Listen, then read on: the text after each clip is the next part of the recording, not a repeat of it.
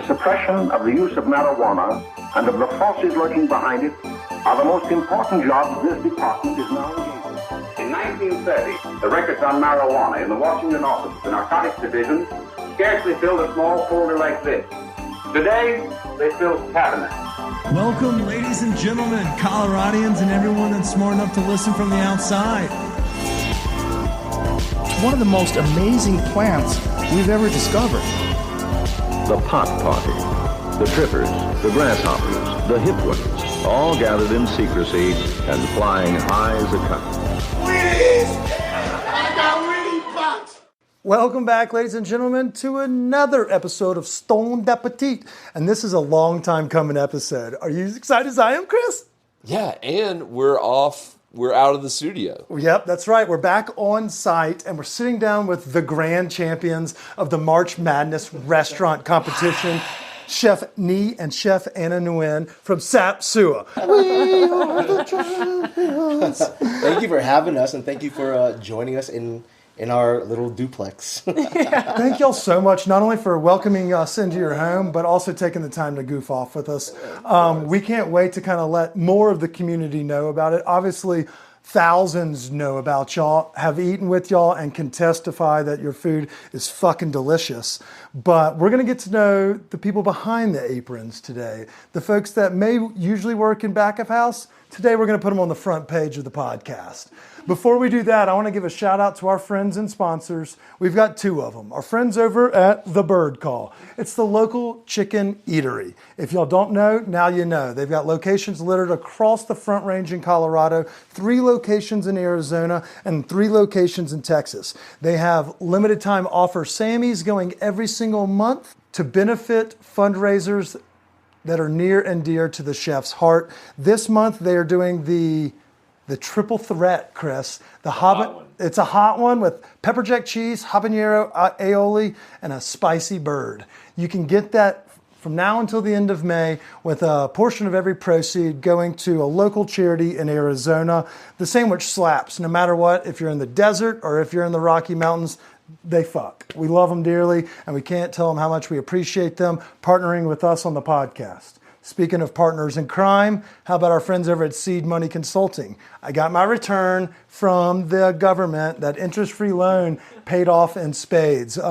We have been lucky enough to work with them beyond just tax season. If you're a small business owner, if you work in the hospitality industry, maybe you're a 1099, whatever you may be in terms of the workforce, you should reach out to our friends at Seed Money Consulting. They're locally based to Colorado. They will make sure you don't leave any money on the table when it comes to tax season, but they'll also just keep your finances and affairs in order. They have an option called a CFO in a box, which is a price-friendly option for small business owners so that they can handle throughout the year your finances so that you can just maybe focus on what you're good at. Chris and I are really good at spelling, drinking, smoking, and eating. And talking. We're not that good at talking. But at the same time, we suck ass at math, English, writing. I'm dyslexic. So we leave things that we know we are not good at to the professionals. And so we're stoked to be working with Seed Money Consulting. If y'all are looking for somebody so you can kind of focus more on the day-to-day of your business and not the pocketbook, reach out to Seed Money Consulting. They'd be happy to help you. Tell them we sent you thanks to our sponsors. Chris, I'm going to drink this dank-ass beer. Will you go ahead and do all the honors? Yeah. Are you a transplant or a local to Colorado? Oh, born and raised. Longmont, Colorado. My parents are born and raised in Longmont, Colorado. What hospital? Deep. Longmont United. Longmont United. I think that's our first. That was the only hospital when I was born in Longmont. Checks out. We always ask our guests who are from like the Colorado area. We're like, all right, what hospital? That's the first Longmont one. Okay, so deeply proud. Second gen. So let's see. All right, so born and raised in Longmont, and then where did life take us to this point? An abridged version. Where did we bounce around to? How did you get into cooking? Always knew I wanted to. always, like since middle school. Was your mom a good cook? My mom's a great cook. Okay. She's a killer. She's a killer cook. Yeah. Shout out to moms. It's Mother's Day weekend. It is Mother's Day weekend. To the people who are listening, how many people do we have today, Kip? It's probably going to be somewhere in between the 6 and 12 numbers. Perfect. To the 6 to 12 people listening, we just rolled we know out a there's 3 moms. hamburger, which was very exciting for us because we love hamburgers. I love burgers. It's on my mom's hamburger bun. Like, I just added a little more salt than she does. She's that good of a cook. You brought some homemade recipes into the world. Okay, so you knew you wanted to cook in middle school. Yeah, forever. And then did you get out of Colorado as soon as you graduated high school? Did a year in college at CSU. Dropped out of that real quick. Went to Europe for a while. Fuck Okay. yeah. Baked in some bakeries there, which was cool. What was San the Jose. language barrier? What country did you go in? I went a bunch of places, Bipped but I and was bopped? baking in Germany. Oh, But hell the language yes. barrier was like 0. You just write on the table in flour, you know? Oh, there you go. 1,050 grams. That's universal. That's universal. Everyone Yeah. knows the 1,500. Yeah. Went to San Jose, met that guy. Met that guy. Met that Right guy. here. Left Okay. him for a little while. Yeah, we did long Moved a distance few for a more while. places, yep. Bipped and bopped. And then, so I guess that's a great way. I mean, I have so many questions about Europe, too. I mean, I could talk about German food for a while. It So was we're- great. And by the way, I didn't have an iPhone then. I tell my cooks that all the time. So you were I'm just like, over there I like had a winging it? phone and a map. Yeah, when we met, I was like, "Oh, take my number down." She's like, "Yeah." Takes out her phone, and Slide then she it open. slides it open. I'm like, "Oh, hell yeah!" She's got a flip phone. You know, like It's the sidekick. The Yeah, one that yeah, flipped. yeah, I saw the yeah, hand motions. Y'all didn't see it because it's all it's so funny. I'm like, So you're rocking just a top-up phone over there, huh? Yeah, Yeah. and a map. Okay, so she met you in San Jose. Yeah. But where are you from? I'm from Orange County, California, originally. Orange County. People know from your social media. The Yes. guy just like, and from the restaurant decor. Yes. I mean, it's just purple and gold It through and is, through. I on the bleed inside. purple and gold, but I've come to appreciate and love Denver and the people who live here. I will always root for the Lakers, but the Nuggets have a special place in my heart. That's fair. That's Yeah. fair. Since you're from California and we know the preconceived notions that Coloradans have for them, we don't give a fuck what hospital you were born in. Right. But Yes. But at the same time, we do care a little bit more about your journey up until meeting Anna. Was it always a love for food, or was it like the seafood of the Pacific Coast that made Right. you fall in love with culinary world? Yeah. How did you find yourself? How many poor decisions did you make that led you to sit on this couch my with us? gosh. So many. And I would not change my decisions for the world. My mom was a wonderful cook growing up, and I just remember like the dinner table being very important, you know. And then in 2012, she opened up a pho restaurant, and that's kind of how I started in the culinary world. I was just a cashier. And then I would look over and I would see, you know, people cooking and this and that. And I was like, I think I would be good at that. I could try it. And then I asked my mom if I could do it. And she was like, no, you know, like keep Layers to this flavor, dickhead. You don't want this struggle. And I was like, no, I do. She let me cook. And then I just realized that it's something I want to do and want to learn more about. That's why, you know, and then I asked them if I could go to culinary school, which was a difficult thing to ask as a first generation Vietnamese American. Went to culinary school. We met. She pulled her flip phone out, and I said, "I'm gonna marry her." You know. Did y'all meet at culinary school? Or? Yeah. Yeah. Oh, okay. I hugged his mother, who's like 4'11". Yeah, she was tiny. You can't see this, but I'm 6 feet tall. And I hugged her in the hallway of the culinary school because I knew who she was, but she did not yet know who I was.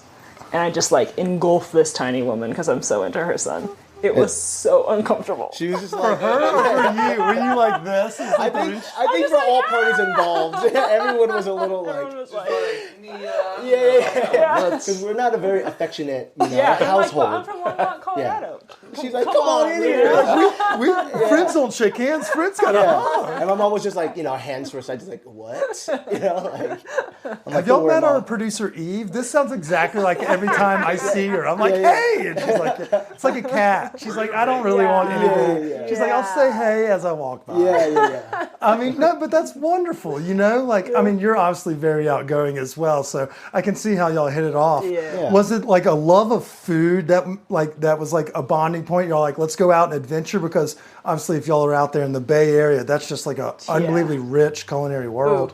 Ooh, can I take Yeah. it? Take it! Okay, so he gets in touch. We hung out with some friends at my favorite place back in the day. It was called Rosamunde's Sausages and Beer, because I love Germanic. beer. Exactly. And then afterwards, he's like, "Hey, you want to go get something to eat?" And I'm kind of wary of the culinary school guy. I'm like, what if you're just this pretentious, overly plated, hyper components that are over manipulated, blah blah blah. So That's I said, like yeah. the fuck boy of culinary world. It's like, this guy, he uses the dot method for sauces on plates. Exactly. And I'm just like, type of fuck boy. Were y'all in the same? Were y'all in the same class? Like, no, I was in pastry. And he was in savory. okay. But it was a really small school. Yeah. And so I asked him if he wanted to go get Ethiopian food, because it's a good test. It's like, are you down to just sit, eat with your hands? It was great. Yeah. And from then on, it was just the two of us and food. Like, from there on out. Yeah. He'd make I could me not scrambled eggs in the kitchen of the culinary school before school started. Yeah. She would bring me She would bring me like creme brulees, and I would like sneak it in. Yeah. And like try to then sneak out, but like she would always get caught. Like, what are you doing? Yelled at by a Like, French where's that chef. cup And I'm going? like, nothing, dude. Like, you don't want to know what this is. I love that you did the Ethiopian thing. That I did that for our second date with me and my lady friend. And it was just like, our first one we may have gone a little too high end, but I was like, I got to impress her. And the second one, I was like, okay, we got to dial this back. I got to remind her that I'm not rich. And also, I just want to find someone that likes the culinary adventure. Yeah. Has that kind of like bone in her body. It's like, and Ethiopian food will definitely do it. Shout out to Axum on Colfax, not too far from here, but that's the one we did. Amazing. But it's a great way to break the ice, Yeah. because if you can't eat with your hands, Exactly. then you're way too pretentious already. Like, we're not going to get along.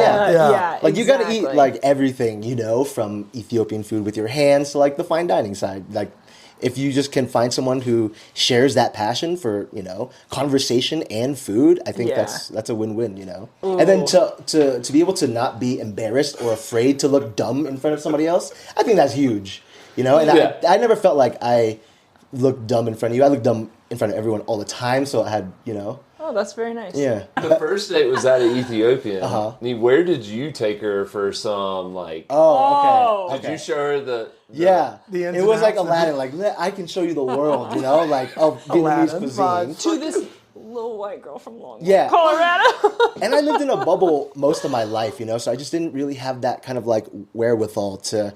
So I took her to go eat bun bò huế, which is like a lemongrass spicy beef noodle soup. And I didn't even think about like whether she knew how to use chopsticks or not. And like I'm like a neat freak, like I like to just like be clean, my hands, whatever. Yeah, he eats wings like this with 4 fingers. At least he doesn't use a napkin or gloves. We have There you go. He would use gloves if the opportunity presented itself, I might use a glove or two. So we went there, and like I wore a white shirt on that day. And dude, it was a Jackson Pollock by the end of it. It was just painted with red oil from the bun bò huế. And then she was like, "Oh, lunch was so good." And I looked down, I'm like, "Yeah, Okay, it was a challenging first run at chopsticks. Yeah. The noodles are pretty fat and very slippery. So like pho noodles have 2 flat sides, right? These are just round, like a bucatine, almost like thick udon vermicelli. noodles. Okay. So a little harder to handle. They're kind of bouncy. Like they're slipping out. Exactly. It's like, There's a whole pork hock in the soup. It's to die for, and that place in San Jose is the best. Yeah. Okay, so Probably in the United States. Okay, we're going to start talking about y'all's restaurant and the journey to opening one in just a minute. But I'm going to guess he has the cleanest station in the kitchen then? Is that easy to say? And did you get like accolades for that in school? Like, oh my God, he was the first one to clean up everything, including the food processor. Honestly, I think I'm more clean at work than I am at home. Like behind you, I almost wish I'd close the door because I'm looking into it and it's like, wow.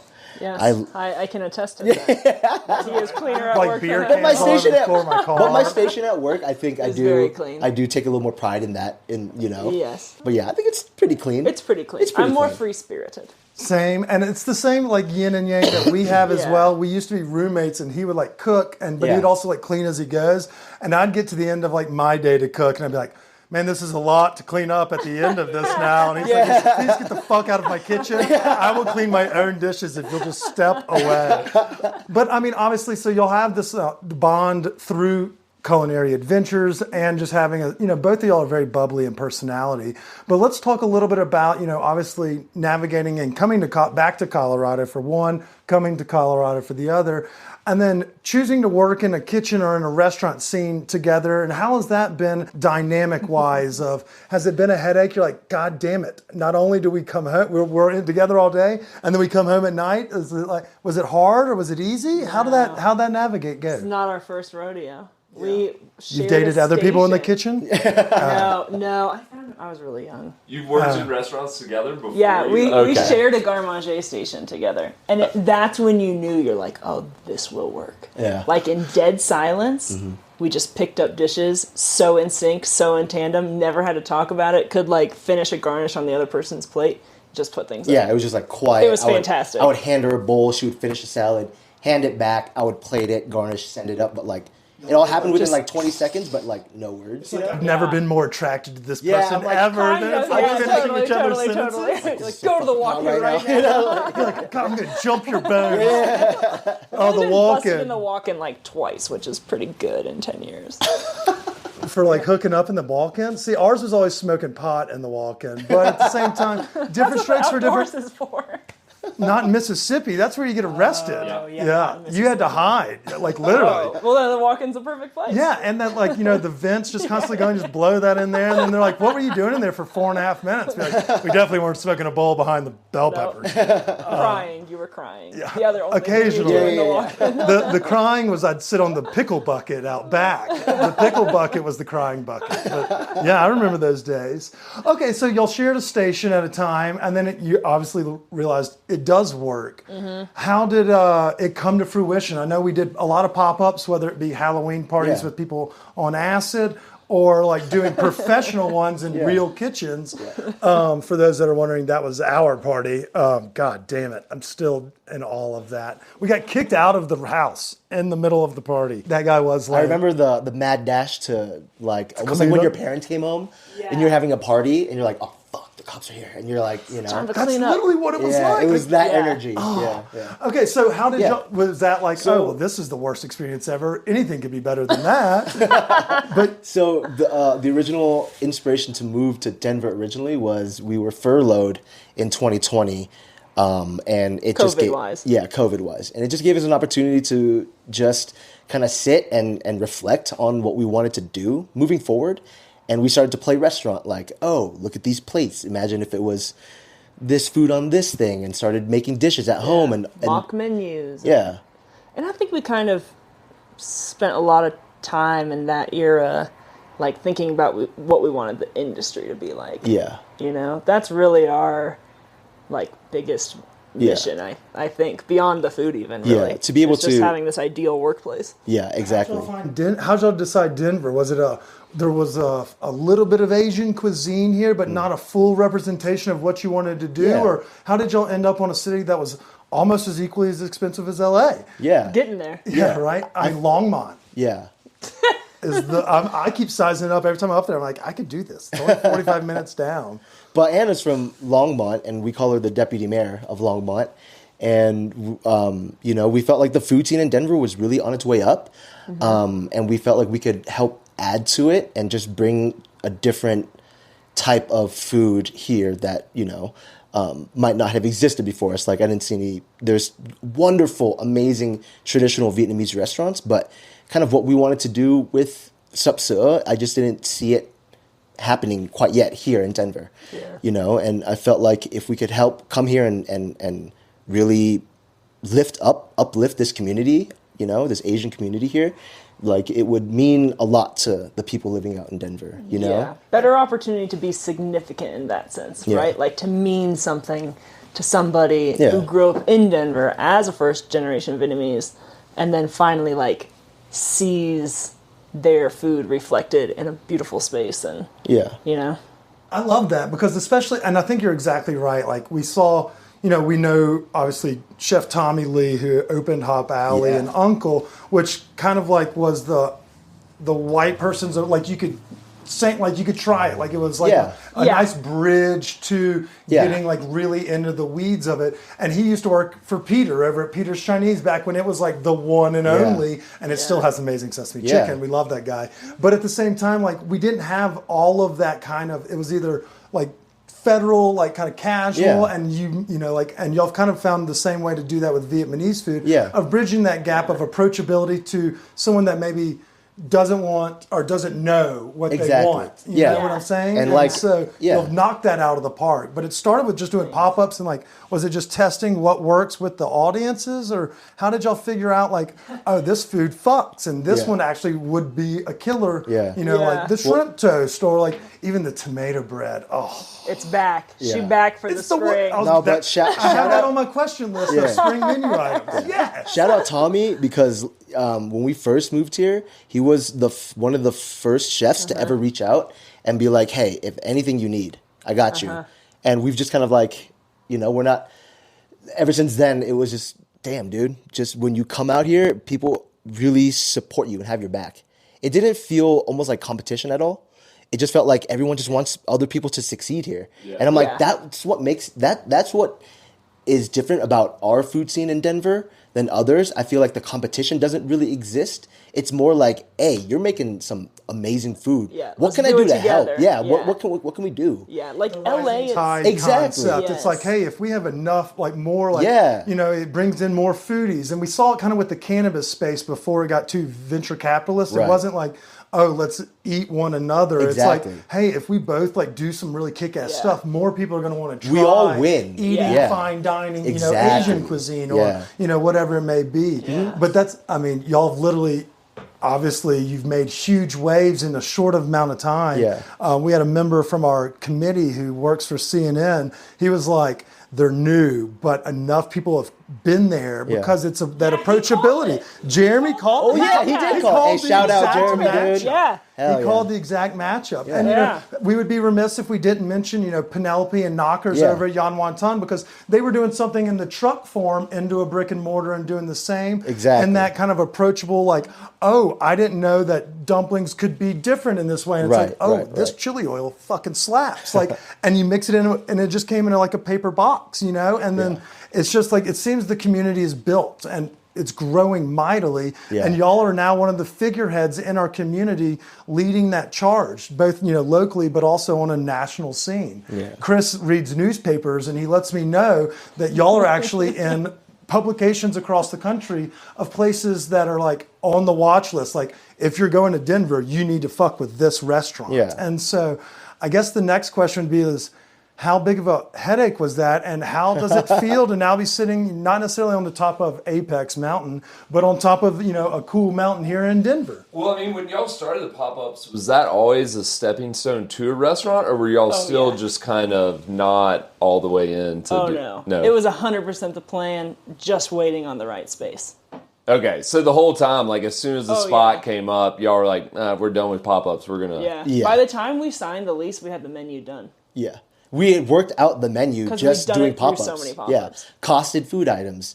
Like we had this plates. is where, going back to your question before, like this is where we tested the waters to see if Denver was ready for kind of our type of food. We didn't hold our punches when it came to fermented shrimp paste or fish sauce. Sweetbreads. Like, we never dumbed it down. Never. Because I feel like I have a pretty good read on Coloradans. You know, it's this killer. You got your thumb on the pulse. I mean, you're a two-timer. I'm a second gen. Second gen Longmonter. I'm a fourth generation Colorado. Oh, God. You got your flag all over the state. Golly. Deputy Mayor strikes again, dude. I'll vote for you. I mean, shit, that shrimp tastes I love this place more than anything. To be fair, same. But at the same time, like when we got out here, you know, it was a different beast. And so, like, as we started to see the scene kind of materialize and grow, whether it's the internet has helped or, you know, cannabis has brought younger communities out here who are more adventurous. You know, it used to be just a meat and potato town. And even just speaking of Asian cuisine, like last year, Mile High Asian Food Week had like 15 or 20 representatives. This year, there was over 100 plus restaurants and drink locations that were participating, y'all included. But it's like, we're starting to see this like community grow of people that, as well as the eaters like are growing. It's like more folks are trying to get into these spots. It makes my heart so happy to see that like this AAPI community being celebrated like this, especially since last year that was Mile High Asian Food Week's first year, and then to have that explosion, how big it got, it just makes me so happy to see that there are kids right now in school that who are not ashamed of their culture, their heritage, and what they bring in their lunchbox. You know what I mean? There are people out here celebrating them and celebrating their heritage, and like. Dude, the lunchbox trade-off, if somebody brought in like a spring roll, I'd be like, fuck, I got these nabs. I feel like that's peanut butter in them. That's what the energy is nowadays, you know? A beef jerky stick and a turkey sandy. Like, shit. Yeah. So I guess now, though, like, I mean, you had set yourselves up for success with the pop-ups, but what's been the most surprising part of, like, running your own restaurant, and what's been the most fun? That's the answer. You answered the question. The most surprising part is that it's been kind of easy. Fuck you. Really? Yeah. Like we have I thought you were saying it's been fun. I was about to say really again. I was going to be like, wow. It has been fun. I mean y'all look like y'all having staff doing all that. So, none of that's supposed to be challenges? She says it's easy, but I think what it was hard at the beginning. And we knew what our style of what we wanted our restaurant to be, culture-wise, would eventually become easy. And now, since we put forth that work, and Anna will go into it right now, but like now it finally feels ready, or it feels easy because it's clicked with everyone, and people have bought into our culture, our 4-day work week culture, of kindness, of not throwing, or old school mentality, of having a whole house tip pool. Right? Mm-hmm. The dishwasher makes over $30 an hour. That's great. And he crushes it. And he's an electrical engineering student. And I tell him shout out every Brian. day. Shout out Brian. He took a quiz while working the dish pit and he was like, "Hey, you want to know what I got my quiz?" I was like, "What, bud?" He's like, 100%. On a Saturday night. You are going to make so much more money than I will ever. Yeah. Like he has a high ceiling. I tell him all the time. I'm like, Brian, when you are a real engineer and like you're just rich as shit, just remember us, okay? Just come back and spend your money here, okay? Do 1,000% tip. Tip your dishwasher, you know what I'm saying? Yeah. But like, we have a great management team. It was the two of us and Hee-Ji. The biggest shout out to Hee-Ji. Yeah. She's so responsible for so much. CV used to work with her, and so every time I feel like we've said, "Hey," like we're like, "Oh yes, we've met before." Yeah. Y'all do have an all-star team, and I think that speaks to the testament of like the workplace y'all have been created. I think that your personalities, but also the passion that y'all have, like for dank food, but also your team comes through in the plate. And we oftentimes joke about food that lacks passion or lacks creativity, and I don't think y'all have either. Y'all are short on neither of those things, and it's been recognized by the community. So we want to say congratulations for winning the March Madness bracket. Yay! Thank you. It's very well deserved. Yeah. The hardest part is next March when you're like, fuck, I got to do this again. Yeah, it was hard to wake up and to rally the troops. It was like, all right, we're behind again. I am so sorry to all my friends, but here we go.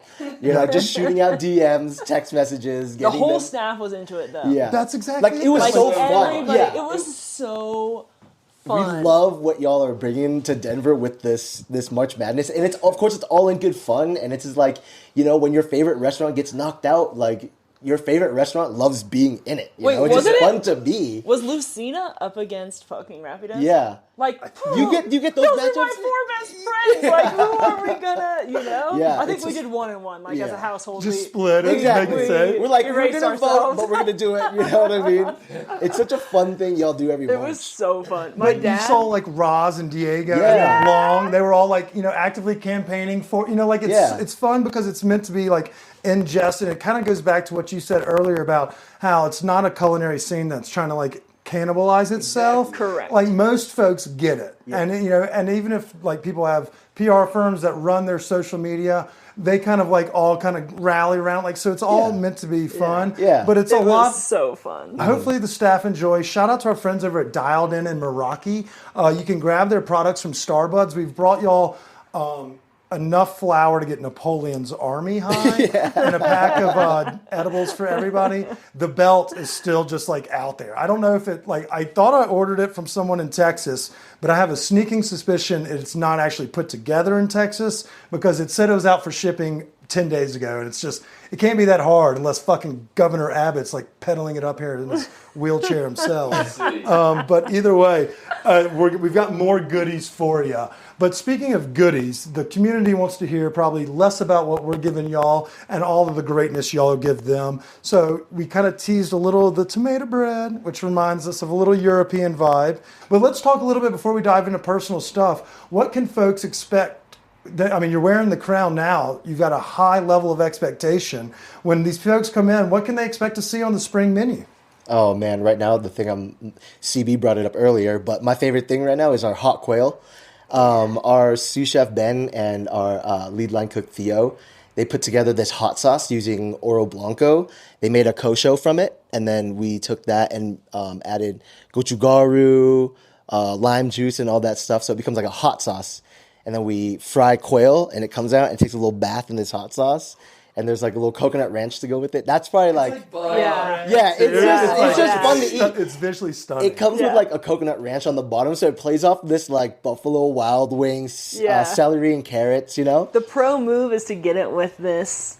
We have a dish called, in Vietnamese, it translates to house salad. So you pair them together so you get a little bit of that freshness, they're but like that cools it off. Yeah, and they're in separate categories, right? But the house salad has the coconut ranch dressing, and it kind of started as a joke to eat them together. And then one night our server was sitting at the bar, she got them together, and then she got both people on either side of her as she's eating as a guest to get the same combo.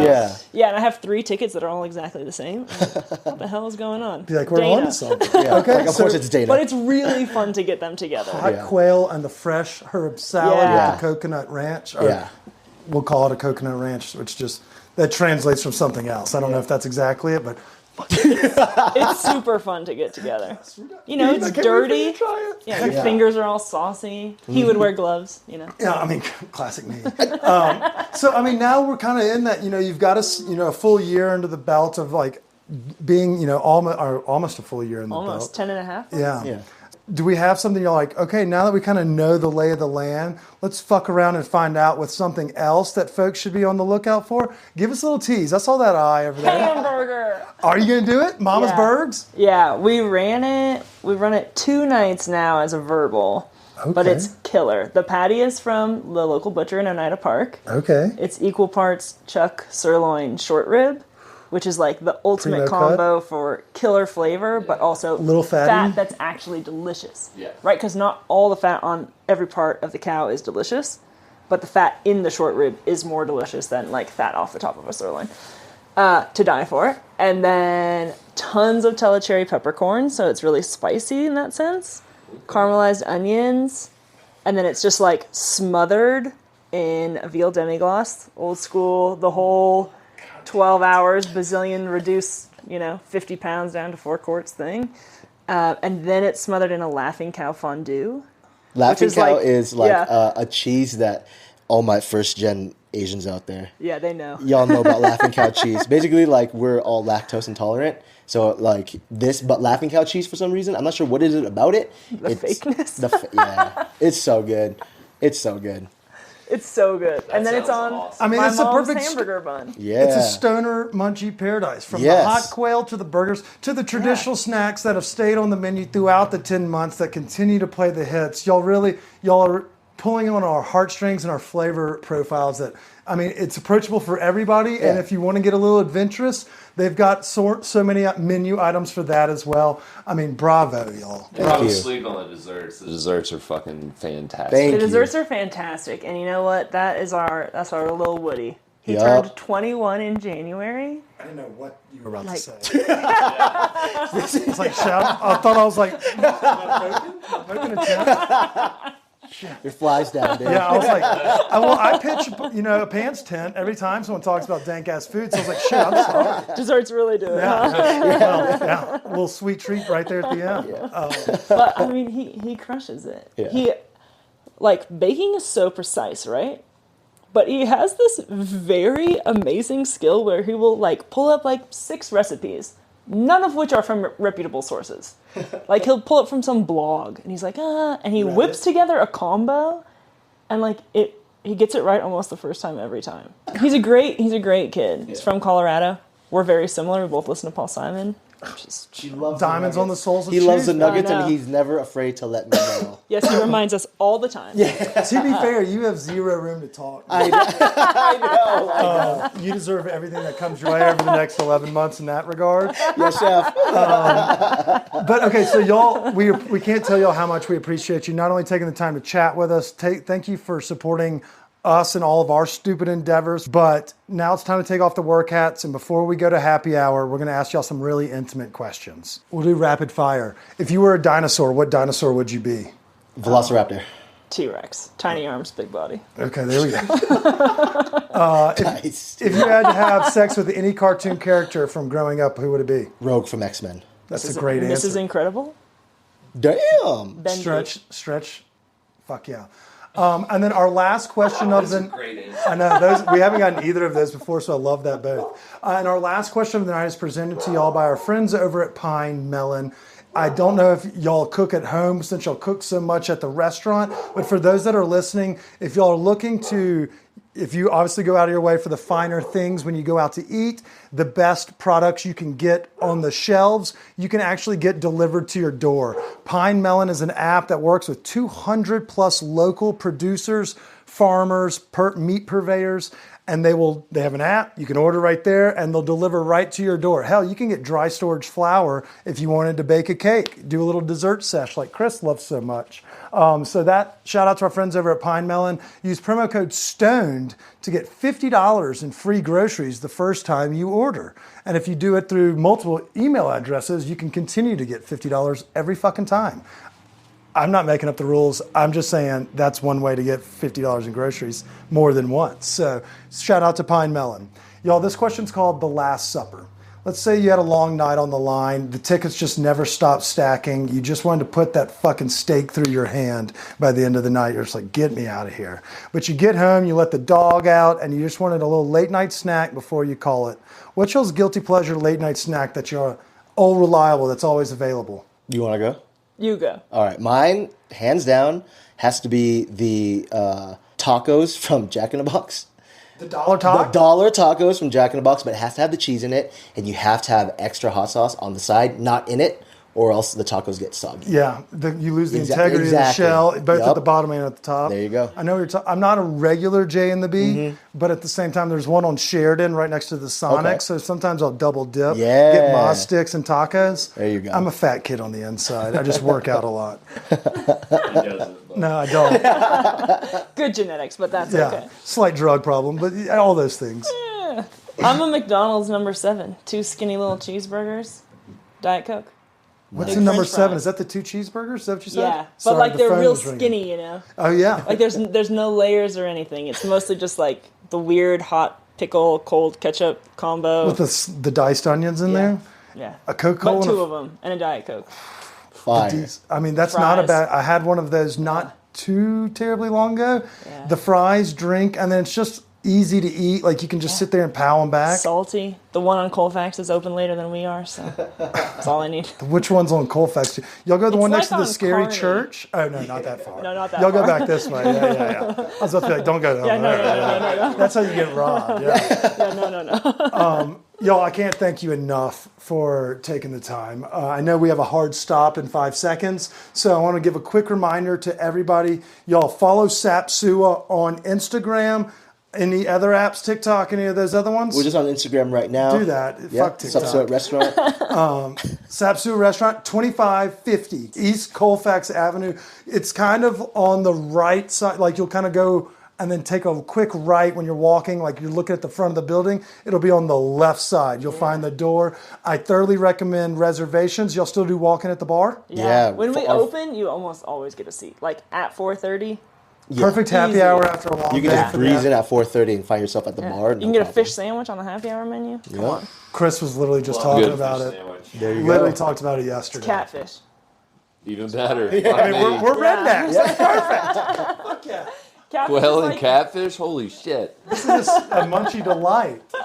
But Chef Nee, thank you. Chef Anna, thank you so much. Thank you. I can't tell y'all how much we appreciate y'all supporting us, but also I can't believe y'all let us into your house. What Yeah, you guys need to go now. in the words of what was it, Cribs? You've seen my house, you've seen my cars, now get the fuck out. Thank y'all for having us on the pod. It's been such a fun time talking to Super y'all. fun. Yeah, well, congratulations again on winning the coveted trophy/belt. As soon as it gets here, we're bringing it to the restaurant. But we hope y'all enjoy the gifts. Thanks again to our friends at Dialed In, Meraki, Starbuds, Mr. B's, Bargreen Ellingson, and Quarterstone Reclaimed Wood for being the sponsors of the March Madness podcast, or this March Madness bracket, and showering our champions with gifts. So, So awesome. Love Yeah. a contest with a prize. right? Exactly. The James Beard doesn't give you a prize.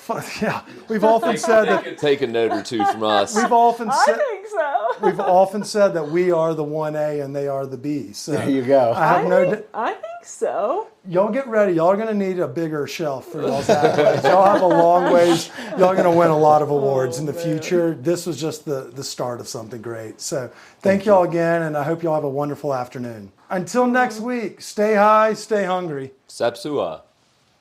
You don't. Eve doesn't have one. Happy Mother's Day, moms. Cheers. From Eve. Yeah, Cheers. from Eve. That was from Eve.